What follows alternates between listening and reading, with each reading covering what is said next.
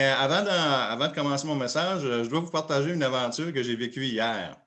Il faut croire que Dieu sait que je vais enseigner ce matin. Imaginez-vous que je prends mon auto puis je m'envoie à l'épicerie.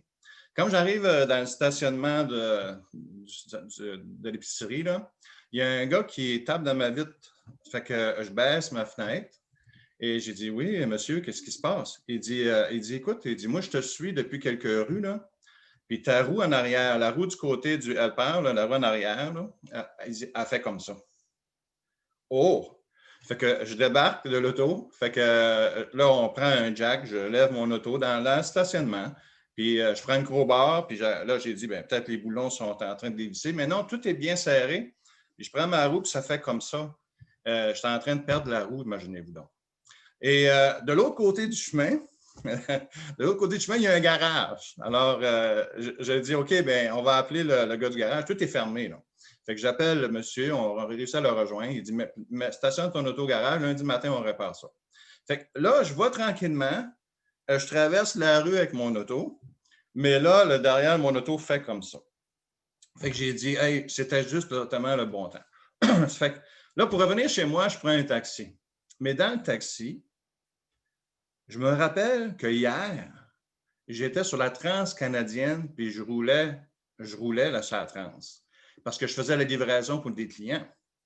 Et là, je me suis rendu compte de la protection de Dieu. Alors, peut-être que ce matin, je n'aurais été même pas ici pour vous partager ça. Et je veux dire merci au Seigneur merci Seigneur pour ta protection. On a un Dieu protecteur.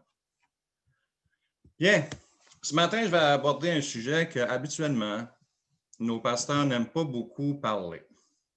Il y a des sujets qu'on pourrait dire délicats, que nos pasteurs n'aiment pas trop s'aventurer. Si c'est un pasteur qui commence, alors probablement qu'il ne choisirait pas ces sujets-là. Pour ceux qui sont plus chevronnés, ils vont le faire, mais ils vont l'aborder avec délicatesse. Voici quelques-uns de ces thèmes. Par exemple, le jugement. On n'aime pas beaucoup parler du jugement. Jugement dernier, jugement des impies, jugement au tribunal de Christ pour les chrétiens. L'enfer n'est pas un sujet très populaire. Et bien sûr, le sujet que je m'apprête à vous parler ce matin, la mort. Bien, ce n'est pas un sujet tellement joyeux pour les prédicateurs, là, je l'admets, mais c'est tout de même un sujet qui demande à être prêché, c'est-à-dire à surveiller. Maintenant, la raison pour laquelle moi je veux le faire, ce n'est pas parce que je suis un héros, là, je ne suis pas mieux que mes collègues, là, pas plus courageux, là. Mais par contre, il y a dans la théologie biblique des choses importantes qu'on doit savoir sur la question de la mort qui peuvent être même édifiantes. Oui, oui, c'est vrai que la mort, là, en tant que telle, là, c'est certainement un sujet qui est très sensible. Et rien ne dit qu'en ce moment même, vous avez des pensées par rapport à ça ou que vous êtes en train de songer ces choses-là, à jongler avec le sujet. Et peut-être même que vous vivez des deuils en ce moment. Je ne sais pas. Peut-être que dans votre famille ou dans votre entourage, il y a des personnes que vous avez perdues. Et dans ce cas-là, je vais vous partager mes condoléances. Moi, je connais ça, le deuil, parce que j'ai perdu mon père, ma mère. J'ai aussi perdu des bébés avant leur naissance. Et la mort, là, c'est synonyme de tristesse. Voilà. Mais je le dis avec des lettres capitales, mais la Bible nous révèle tout de même des choses très importantes sur le sujet, même des enseignements qui pourraient changer votre perspective de la mort. En voici un exemple. L'apôtre Paul a dit, « La mort m'est un gain. » Philippiens 1, 21, « Christ est ma vie et la mort m'est un gain. » Comment la mort peut-elle être un gain? À première vue, il me semble qu'un gain, c'est quand on gagne quelque chose, quand on a une promotion. Puis il me semble que mourir, c'est pas une promotion. En tout cas, c'est pas le gros lot de la 649, là. Si vous deviez choisir entre la 649 et la mort, vous choisissez quoi? Mais il semble que Paul choisirait la mort. Parce que pour lui, c'est comme gagner un gros lot. Alors, que veux-tu dire, mon cher Paul? Il y a quelque chose que tu as vu, peut-être qu'on ne voit pas. Alors, voyez-vous, il y a des informations dans les Saintes Écritures que nous devons découvrir. C'est histoire de comprendre et de nous adapter, si vous voulez bien, là, à la réalité divine et à la réalité de la vie. Alors, on va commencer avec une première chose à comprendre par rapport à la mort, bien sûr. Première leçon biblique, c'est Dieu qui détient le pouvoir sur la vie et sur la mort. Voici un verset très clair là-dessus, Matthieu 10, 28. Jésus a dit, « Ne craignez pas ceux qui tuent le corps et qui ne peuvent tuer l'âme. Craignez plutôt celui qui peut faire périr l'âme et le corps dans la géhenne. » Quand même. Vous rappelez que la mort est en soi une séparation, n'est-ce pas? C'est une séparation entre notre corps et notre esprit. Et Matthieu ici utilise le mot âme. J'ai vérifié dans la version grecque, la version originale, c'est le mot psyché. C'est le mot avec lequel on a fait le mot psychisme. C'est notre personne, c'est notre être. Alors, lorsqu'une personne meurt, notre être, c'est-à-dire notre personne, notre esprit, se sépare de notre corps. Le corps est livré à la corruption et c'est pour ça qu'on va l'enterrer ou qu'on va l'incinérer. On ne peut pas le garder, il va aller en décrépitude. Mais notre esprit est vivant. Notre esprit ne meurt pas. Et cet esprit qui nous a été donné lors de notre conception, ça s'est passé dans le ventre de notre maman, dans le sein de notre maman. Cet esprit, encore là, je le dis, notre psyché, notre psychisme, là, notre personne, là, cette identité qui vous est propre, là, vous a été donnée par Dieu à la conception. Et lorsque on va quitter ce monde-ci, notre âme, notre esprit va retourner à Dieu. Voici un beau verset dans les Écritures. C'est vraiment un très, très beau verset. C'est le psaume 139, verset 16. Où c'est David qui nous a révélé ceci. Il dit, « Quand je n'étais qu'une masse informe, » autrement dit, quand j'étais encore un embryon, j'étais dans le sein de ma maman, je n'étais même pas venu au monde encore. Il est écrit, « Tes yeux me voyaient. » Autrement dit, les yeux de Dieu voient l'embryon. Parce que vous savez qu'un maman et un papa vont créer un enfant, alors il va avoir un embryon dans le sein de la maman, mais dans son ventre, c'est juste un corps. Pour prendre vie, pour vivre, qu'il devienne une personne, il faut que Dieu fasse ce miracle-là de lui donner un esprit de vie pour qu'il soit vivant. Parce qu'il y a des enfants, des fois, qui réussissent pas, alors ça devient une fausse couche. Mais quand il y a un enfant, même s'il y a un cœur qui bat, c'est quand même juste physique. Il faut qu'au niveau du psychisme, il faut que Dieu ait ce miracle de créer la vie. Alors, quand l'enfant vient au monde, il a une identité. Il a une personnalité. Et déjà, en tant qu'embryon, les yeux de Dieu le voient. Regardez ce que le psaume nous dit dans ce verset-là. Il dit que sur ton livre, c'est-à-dire sur le livre de vie de l'Éternel, étaient tous inscrits les jours qui m'étaient destinés avant qu'aucun d'eux existe. Autrement dit, même dans cette masse informe encore qui est en train de se former, lorsque Dieu met un esprit de vie, une personne, il va aussi déterminer les jours que cette personne-là va vivre. C'est assez intéressant. Pour chaque être humain sur la terre, Dieu a décidé du nombre de jours que nous allons vivre. Et cela nous montre qu'il a un plein pouvoir sur la vie et sur la mort, avant même qu'on vienne au monde, imaginez-vous. C'est pour cela qu'il a dit, que Jésus a dit, « Ne craignez pas les hommes qui peuvent, oui, tuer notre corps, nous faire souffrir, nous faire mourir. » Et dans Matthieu, ça c'est dans Matthieu 10, 28, « Mais sachez que ces hommes-là ne peuvent nous faire du mal à moins que Dieu le permette, à moins que Dieu ait décidé, voici le jour et l'heure. » Parce que si Dieu n'a pas dessiné du jour et l'heure à ce moment-là, ces hommes-là sont limités parce que Dieu a décidé. Alors, c'est intéressant. Psaume 139, 18, il est très clair. « Sur ton livre étaient tous inscrits les jours qui m'étaient destinés avant qu'aucun d'eux existe. » Je vais vous raconter un beau témoignage. C'est une femme chrétienne, une Haïtienne, qui a partagé ce témoignage-là. Elle a vécu le tremblement de terre qui s'est produit en Haïti il y a plusieurs années passées, là. Et quand la terre s'est mise à trembler autour d'elle, là, elle a remarqué deux petits-enfants. Alors, elle les a pris avec elle. Elle ne voyait pas les parents autour, il y avait deux enfants là. Elle les a pris avec elle et Dieu les a protégés. Il les a protégés, elle et les petits. Alors que tout tombait autour d'elle, que tout est en train de se briser, elle a été épargnée miraculeusement. Et elle et les petits qu'elle tenait dans ses bras. Alors, une fois sortie des décombres, alors elle a cherché les parents, puis elle les a trouvés. Et elle a trouvé des parents là, qui pleuraient, qui étaient dévastés, qui étaient certains que leurs enfants étaient perdus. Mais ça a été une grande stupéfaction pour les parents là, lorsqu'ils ont vu apparaître la femme chrétienne là, avec les deux petits-enfants dans ses bras. Imaginez-vous. Et suite à ça, voyez-vous, Dieu n'a pas permis que du mal soit fait à ces enfants-là. Et même la femme chrétienne a témoigné, elle a dit, si Dieu m'a protégé, c'est probablement parce que j'avais vos deux petits-enfants dans mes bras. Voyez-vous, Dieu a le pouvoir sur la vie et sur la mort, et ça, c'est une leçon importante à retenir face à la mortalité. Bien, ceci étant dit, moi, j'ai intitulé mon message ce matin, là, La mort et l'immortalité. Et voici la deuxième leçon.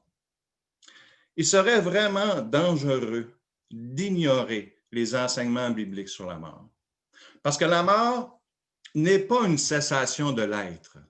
Autrement dit, la personne ne cesse pas d'exister après sa mort, mais c'est plutôt une transition vers celui qui l'a créé. Comme je l'ai mentionné tout à l'heure, la mort ou l'âme retourne à Dieu à qui l'a donné. Et chaque être humain va rencontrer son Créateur, et c'est là que ça se corse un peu. Après la mort, les Écritures nous disent qu'il y a un jugement de Dieu qui est à venir. Le jugement de ce que nous avons fait durant notre existence terrestre. Et on trouve ça dans Hébreux chapitre 9, verset 27, qui nous dit « Comme il est réservé aux hommes de mourir une seule fois ». Cela sous-entend qu'on a juste une vie à vivre. Parce qu'après ça, après quoi vient le jugement. C'est ce que nous dit Hébreux 9, 27. Donc, une seule vie, et après ça, on doit rendre compte de notre vie. Et ce jugement-là, qui va être fait par Dieu, bien sûr, va déterminer le sort de la personne. Soit la personne sera, d'après ce que les Écritures nous enseignent, soit la personne va être dirigée vers le ciel, ou soit elle va être dirigée dans un autre endroit. C'est aussi simple que cela dans les Écritures. Un lieu que les Hébreux appellent là, la Géhenne, comme Jésus a mentionné tout à l'heure dans le verset Matthieu 10, 28. Il semble que ceux qui seront trouvés coupables de leur péché vont y vivre dans un état de déchéance, c'est-à-dire ceux qu'on appelle les âmes déchues. Voici un texte dans l'Ancien Testament qui est très clair là-dessus, Daniel chapitre 12, verset 2. Il est écrit que plusieurs de ceux qui dorment dans la poussière de la terre, dont on s'entend, ceux qui dorment dans la poussière, il est en train de parler des morts qui sont enterrés. Plusieurs de ceux qui dorment dans la poussière de la terre se réveilleront. Ils vont se réveiller quand? Ils vont se réveiller au jour de la résurrection des morts.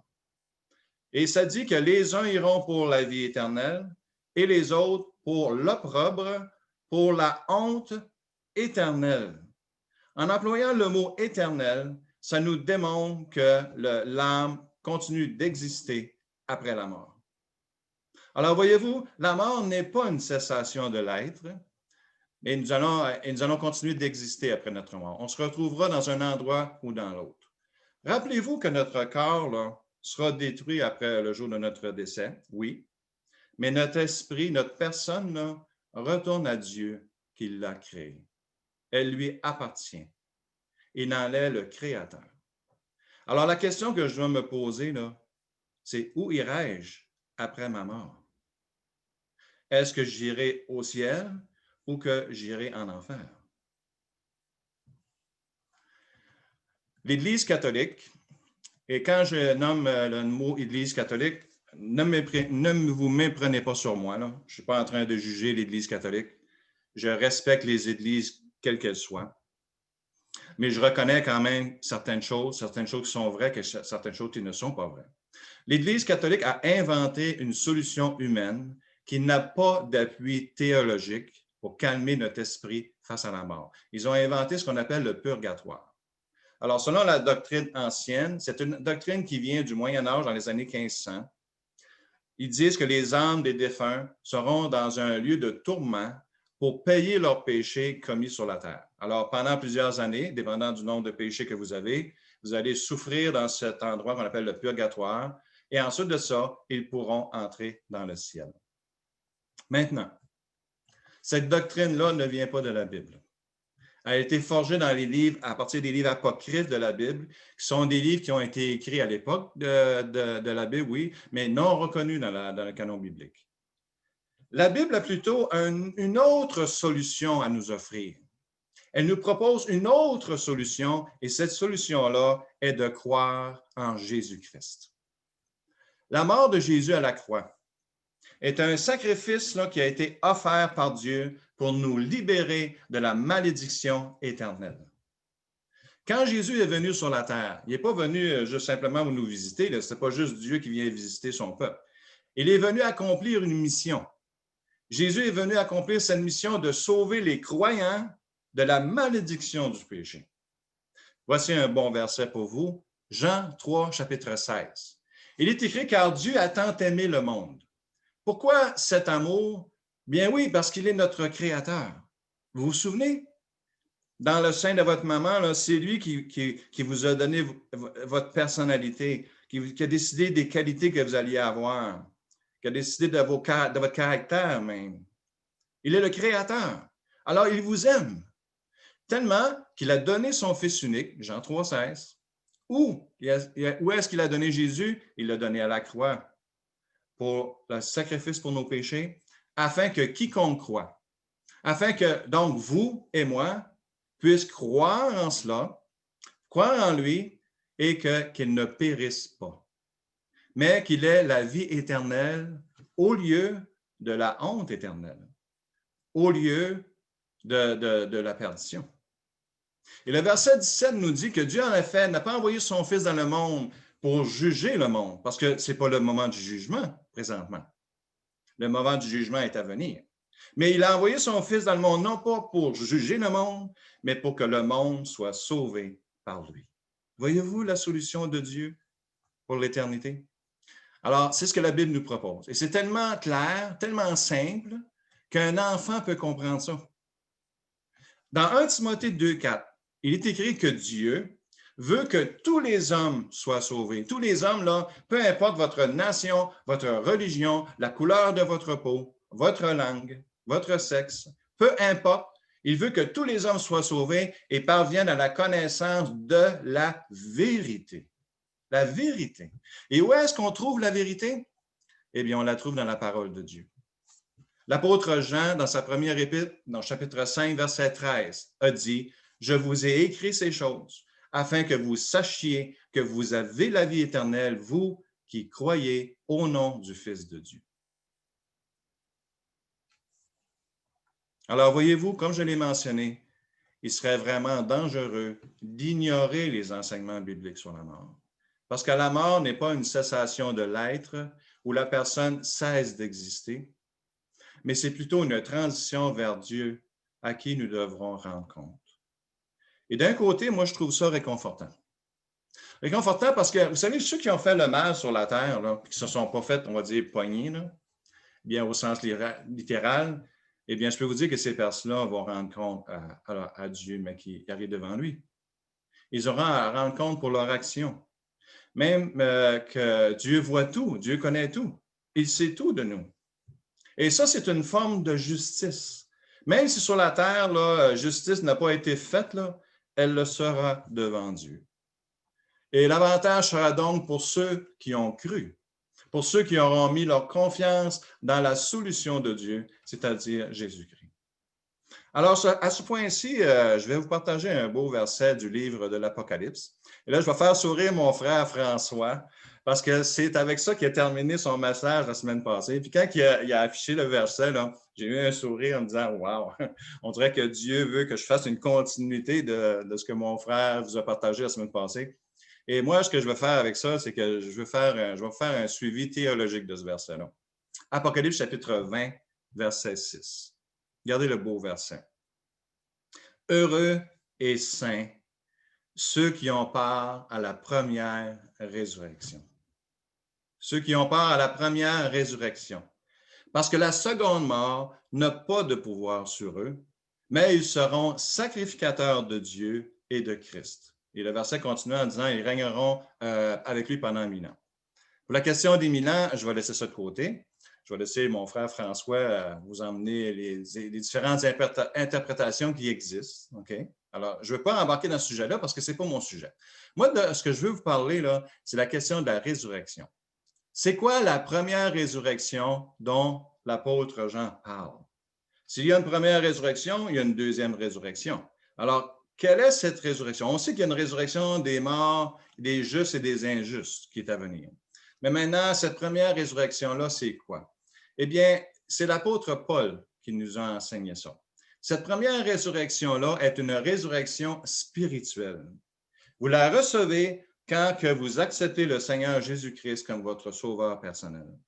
C'est l'apôtre Paul qui nous l'a dit dans Éphésiens chapitre 2. Si vous voulez tourner dans vos Bibles, vous pouvez faire ça. Et Éphésiens chapitre 2, moi je vais aller à partir du verset 4, mais déjà à partir du verset 1, vous avez de l'information là-dessus. Je vous lis Éphésiens chapitre 2, verset 4. Mon Dieu, mais il dit, mais Dieu, qui est riche en miséricorde, à cause du grand amour dont il nous a aimés. De quel amour est-ce qu'il parle? Eh bien, Jean nous a dit que c'est en donnant son Fils Jésus à la croix, n'est-ce pas? Pour nos péchés. C'est comme ça que Dieu a démontré son amour envers les hommes en offrant un sacrifice pour nos péchés. Et Paul poursuit en disant, nous qui étions morts par nos offenses. Je vous rappelle que Paul est en train de parler d'une mort spirituelle parce qu'il est en train de parler aux Éphésiens qui sont bien vivants. Et même nous, aujourd'hui, on lit les Écritures, on est en vie, il nous parle. Alors, on n'est pas encore mort par nos offenses, mais on est mort spirituellement. On est mort spirituellement à cause de notre péché, de notre nature pécheresse. Avant d'être sauvés, nous étions spirituellement morts. Et qu'est-ce que Dieu a fait? Eh bien, Paul nous dit dans la suite du verset, il nous a rendus à la vie avec Christ. Et même, il dit, c'est par la grâce que vous êtes sauvés. Et regardez ce qu'il dit tout de suite après, dans ce verset-là. Il dit, il nous a ressuscités ensemble. Il nous a fait asseoir ensemble dans les lieux célestes.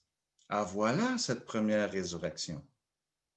Et vous remarquerez que les verbes sont utilisés au passé dans ce texte-là, qu'à la minute où nous recevons le Seigneur Jésus comme notre Sauveur, nous naissons dans le monde spirituel.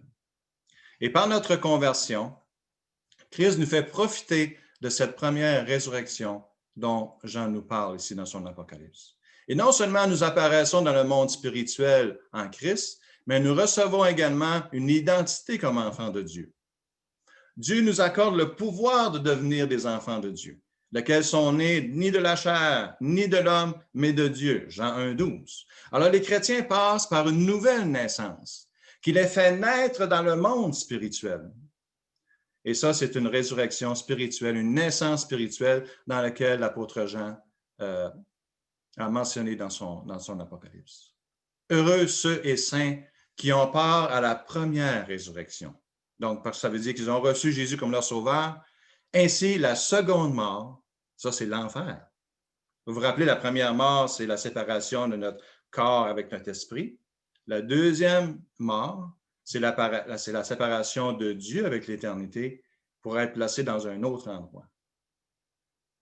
Alors, la seconde mort, ici, il nous dit Jean, n'a pas de pouvoir sur eux parce qu'ils ont eu part à cette première résurrection. Ils ont reçu Jésus comme leur sauveur personnel. Parce qu'en Jésus, nous sommes délivrés de la malédiction de nos péchés. Nous sommes délivrés de la malédiction du péché. Et c'est d'être condamné à quoi, cette malédiction-là? C'est d'être condamné à la honte éternelle. C'est d'être condamné à cela à cause de nos péchés. Et c'est que Paul a confirmé ça dans son épître aux Romains aussi. Et moi, je vais vous partager un des plus beaux versets. Moi, c'est le plus beau verset que je trouve qui est dans la Bible. Romains 8, 1. Paul dit, il n'y a maintenant aucune condamnation pour ceux qui sont en Jésus-Christ. Aucune condamnation. Parce que Jésus a pris ces péchés-là sur ses épaules. Parce que Dieu nous a délivrés de cela. N'est-ce pas un grand privilège de connaître le Seigneur? Quel privilège d'avoir réussi là, à comprendre ce plan de salut et de comprendre ce que Jésus a fait pour nous sauver. Et il suffit simplement de comprendre et de croire. Il faut comprendre aussi. Parce que vous savez que les démons aussi croient en Dieu, mais ils ne sont pas sauvés. Alors, ce n'est pas simplement l'idée de « Ah oui, je crois en Dieu », mais de comprendre ce que Dieu a fait pour toi. Et ça, on le comprend quand on lit les Écritures. On finit par comprendre, puis on reçoit ce don de la foi, et après ça, de décider de croire en lui, et maintenant, on peut être sauvé. C'est tellement simple, tellement magnifique. Apocalypse 26, « Heureux et saints ceux qui ont part à la première résurrection, la seconde mort n'a pas de pouvoir sur eux. Ils sont protégés par le Fils de Dieu. » Alors, à ce point-ci, on a deux leçons théologiques qu'on apprend sur la vie et sur la mort.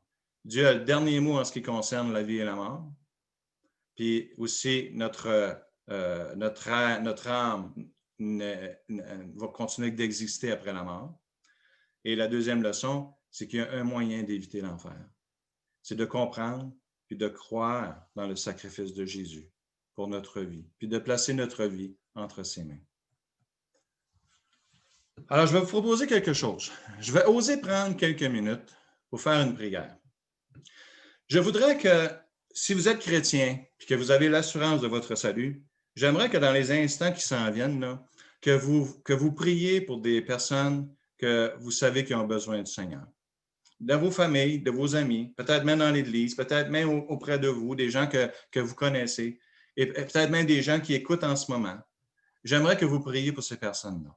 Et moi, ce que je vais faire, c'est que je vais faire une prière, puis je voudrais inviter les personnes qui sont à l'écoute, que si vous êtes à la recherche de Dieu, que si vous aimeriez que Dieu entre dans votre vie pour vous sauver, que Dieu entre dans votre vie pour vous faire connaître son plan de salut, j'aimerais de vous guider dans cette prière-là. Ce que je vais faire, c'est que je vais faire des petites courtes prières. Vous avez fermé les yeux, et vous allez répéter la prière dans votre cœur. Moi, je vais être là juste comme un guide. Je vais juste faire ça.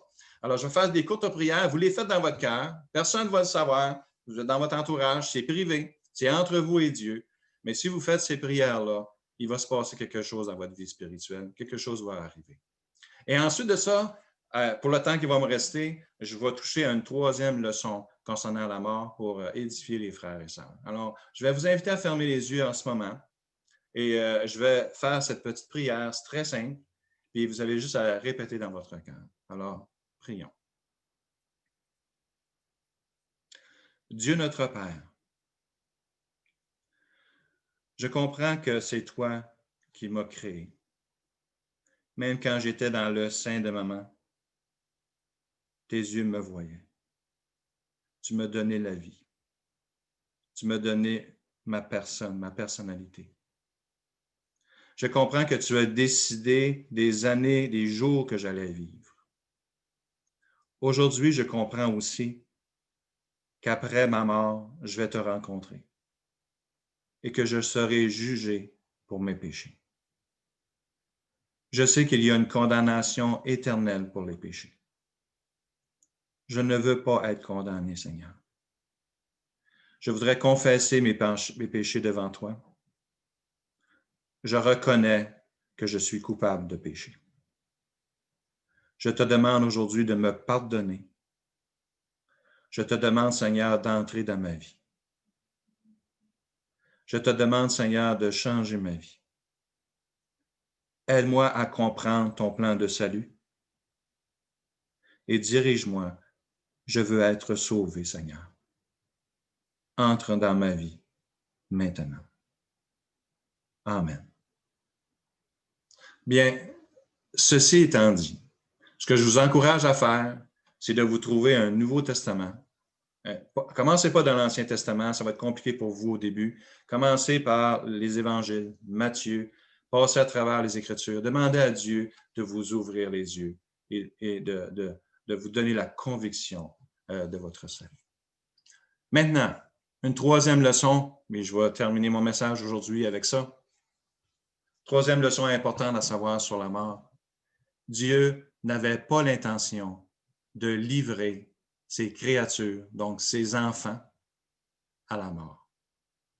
Mais le diable est venu usurper ce privilège qui nous a été enlevé pour l'homme qui a été fait à l'image de Dieu. Lorsque Adam et Ève ont été créés par Dieu, il est dit que Dieu les a créés à son image et à sa ressemblance. Il a d'abord créé Adam à partir de la terre.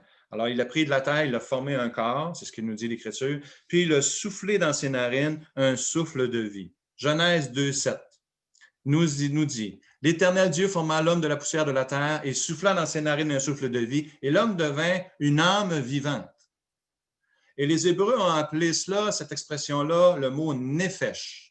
Et le mot « nefesh », j'en ai déjà parlé à l'Église de cela, hein. La signification de ce mot hébreu-là veut dire un être en état de nécessité. Alors, une personne qui a besoin. C'est comme ça que Dieu nous a créés. Nous avons été créés par Dieu il nous a créés par Dieu à son image et à sa ressemblance, et Dieu nous a rendus dépendants de lui dès notre conception. Il a créé une connexion entre notre personne et sa personne à lui en nous rendant dépendants de lui pour notre subsistance. Il a commencé son œuvre en nous là, par l'entremise de notre maman. Ça a été son premier ministère. Lorsque nous sommes nés, on a eu besoin de nourriture, on a eu besoin du sein maternel, on avait besoin de soins de chaleur humaine. Ça commence là. Et l'homme, en grandissant, a un besoin continuel de Dieu. Et Saint Augustin a dit, dans le cœur de l'homme, là, il y a un grand trou qui a la forme de Dieu. La seule façon de remplir notre vie, là, c'est si on peut remplir ce trou-là avec notre communion avec Dieu. Dieu nous a d'abord créés en nous donnant une identité qui nous est propre. Regardez bien, là, chaque être humain est unique.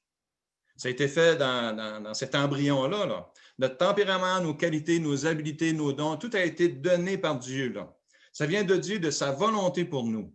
Et même des jumeaux qui sont semblables physiquement sont très différents dans leur caractère et dans leur personne. C'est vraiment un don de Dieu important. Nous venons au monde, mais nous avons aussi besoin de manger, de boire, de dormir, de travailler, de s'occuper. Et c'est bon pour notre corps, notre santé mentale. Mais en fait, il a fait les choses ainsi pour que nous soyons en relation avec lui. Nous sommes dépendants de Dieu pour notre nourriture. On est dépendants de lui pour notre emploi, pour notre santé, pour notre protection. Merci Seigneur que ma roue s'est rendue à l'épicerie en face d'un garage.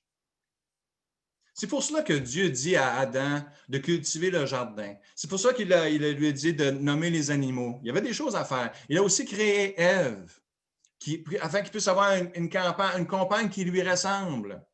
Dieu répond aux besoins des êtres humains qu'il a créés.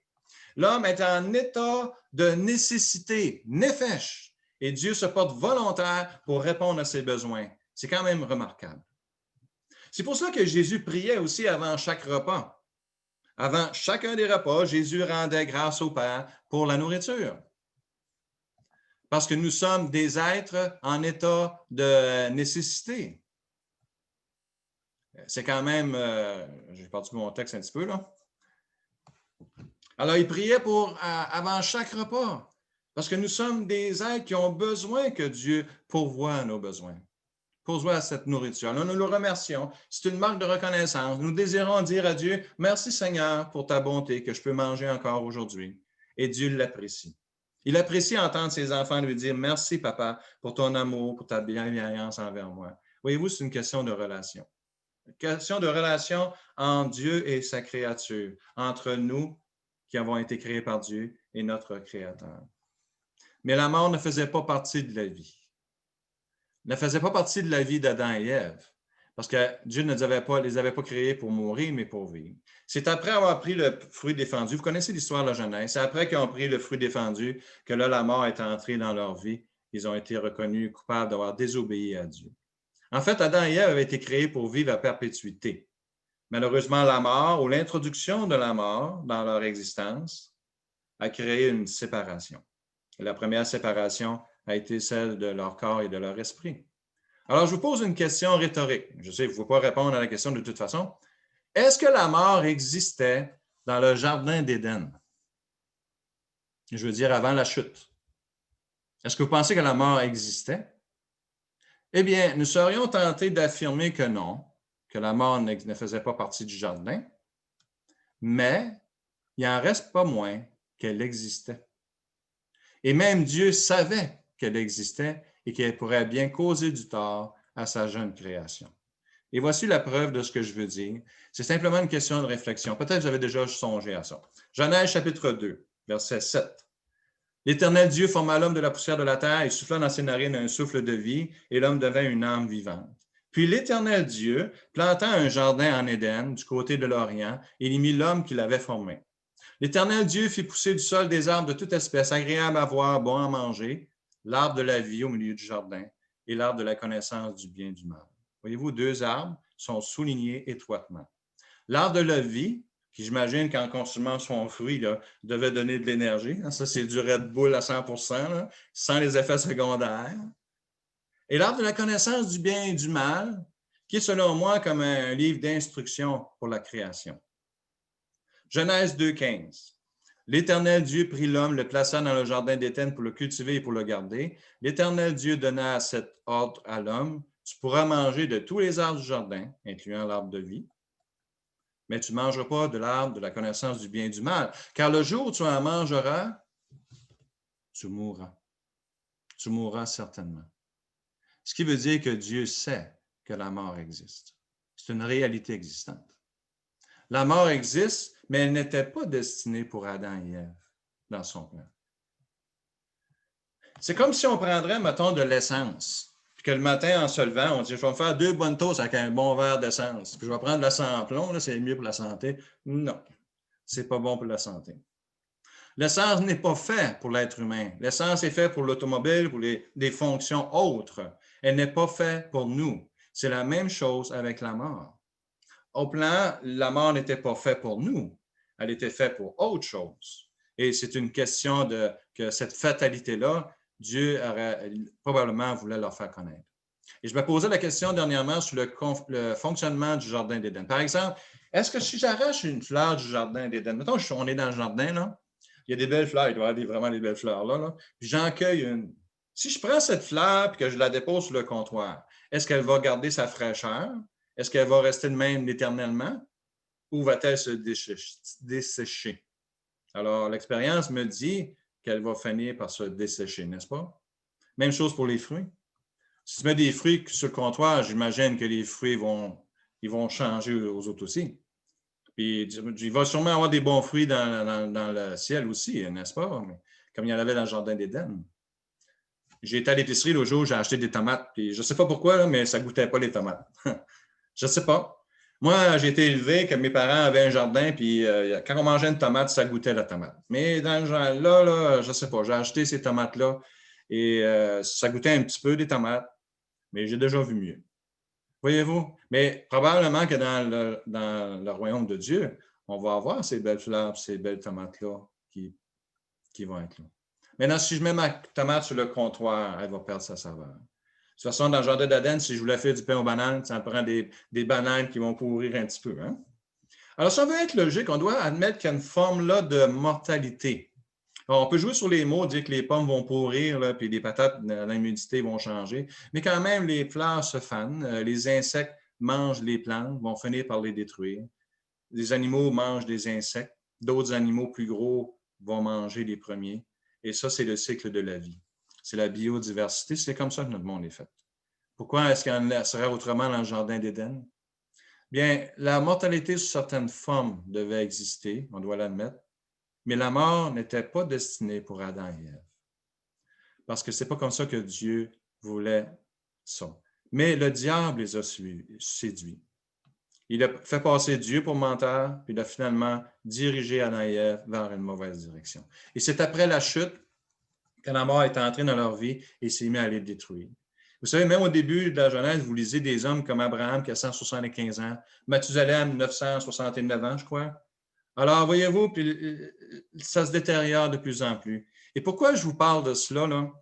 C'est pour vous dire qu'il y a un problème après que Dieu a créé Adam et Ève. C'est que Satan, qui est un ange déchu, s'est déguisé pour usurper le bonheur de nos anciens parents. Et Dieu a réglé ce problème. Dieu l'a réglé par Jésus à la croix. Il est encore temps aujourd'hui de dire, Seigneur, viens me sauver. C'est encore le temps d'aujourd'hui d'entrer dans le ciel en confessant nos péchés puis en croyant en Jésus-Christ. Et une porte est ouverte dans le ciel et cette porte-là est ouverte présentement. Mais ça ne veut pas dire qu'un jour, elle va rester ouverte. Maintenant, je termine, je fais ma conclusion. Là, je sais que j'arrive à la fin de mon temps. Je vous fais la conclusion en vous partageant Matthieu chapitre 25, verset 31. Ce sont des paroles qui nous parlent de Jésus. Il nous dit, « Lorsque le Fils de l'homme viendra dans sa gloire. » Alors, c'est quand ça, Jésus va revenir? Je ne sais pas, mais il va revenir pour prendre son règne. Parce qu'il règne présentement, n'est-ce pas? Il a tout pouvoir dans les cieux et sur la terre. Alors, il est un roi. Quand Jésus viendra dans sa gloire avec tous les anges, il s'assoira sur le trône de sa gloire et toutes les nations seront rassemblées devant lui. Les nations, ce sont les hommes de toute race, de toute nationalité, peu importe la couleur de ta peau. Il séparera les uns d'avec les autres. Voyez-vous la séparation? Comme le berger sépare les brebis d'avec les boucs. Il va mettre les brebis à sa droite et les boucs à sa gauche. Alors, voyez-vous, deux destinées qui sont toujours là dans les Écritures, comme l'a enseigné Daniel dans l'Ancien Testament et dans le Nouveau Testament. Et voici Apocalypse chapitre 21, verset 3. J'ai entendu du trône une forte voix. C'est Jean qui a eu cette vision-là. J'ai entendu du trône une forte voix qui disait, « Voici le tabernacle de Dieu avec les hommes. » Qu'est-ce que c'est le tabernacle? C'est la maison de Dieu. C'est la maison de Dieu avec son peuple qui descend vers lui. Il est écrit, « Il habitera avec eux et ils seront son peuple. » Ce sont les gens. Ces gens-là sont qui? Et ce sont les brebis que Jésus a mis à sa droite. Dieu lui-même sera avec eux. Verset 4, il nous dit, « Il essuiera toute larme de leurs yeux. » Et voici une nouveauté. Voici une annonce nouvelle dans la nouvelle création. La mort ne sera plus. C'est quelque chose que Dieu va changer dans le royaume de Dieu, dans le royaume à venir. Il est écrit, il n'y aura plus ni deuil, ni cri, ni douleur, car les premières choses ont disparu. Et si vous faites une étude sur le royaume de Dieu, vous verrez que le lion dormira avec l'agneau, que les animaux les plus sauvages vont manger de la paille, qu'un enfant va mettre la main dans le lit d'un serpent sans se faire piquer. La vie dans ces nouveaux cieux et cette nouvelle terre ne sera pas la même que sur la terre, parce que Jésus a vaincu la mort. Parce que la mort, le problème a été réglé. Le problème que Satan a usurpé est réglé. Et je termine avec ce verset-là dans Apocalypse chapitre 5, verset 5.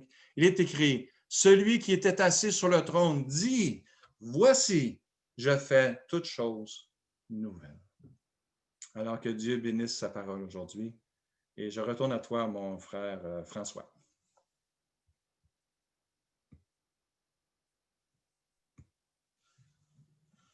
Merci beaucoup, Alain. C'est bon dans la situation qu'on vit en ce moment d'avoir de l'espérance.